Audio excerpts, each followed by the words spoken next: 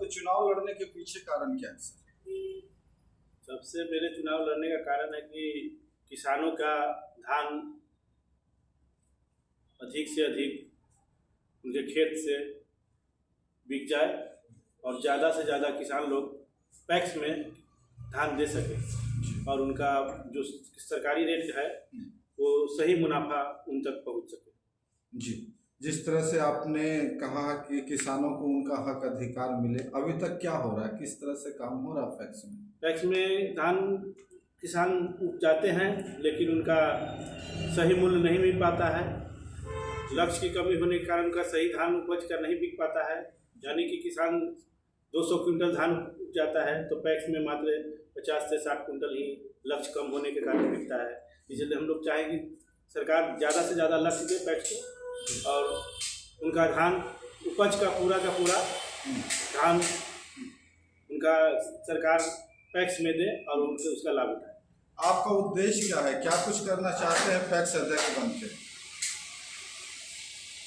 PACS बन के हम किसान का सेवा करना चाहते हैं। किसान का जो समर्थन मूल्य है, जैसे अभी किसान के लिए आपको फल सब्जी इसमें और बैंकिंग पैक्स से जुड़े हुए बैंकिंग भी यहाँ होता है जी। वो भी हम पीडीएस में भी चलता है, पैक्स में हमारे पैक्स में भी है।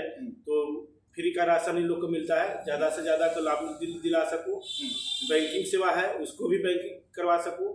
आने वाला दिन में खाद बीज हम पैक्स के माध्यम से किसानों को दे सके, सरकार की योजना है वो हम ला सकते हैं। क्या कुछ जनता से अपील करना चाहेंगे इस पैक्स चुनाव के अध्यक्ष पद के उम्मीदवार के रूप में?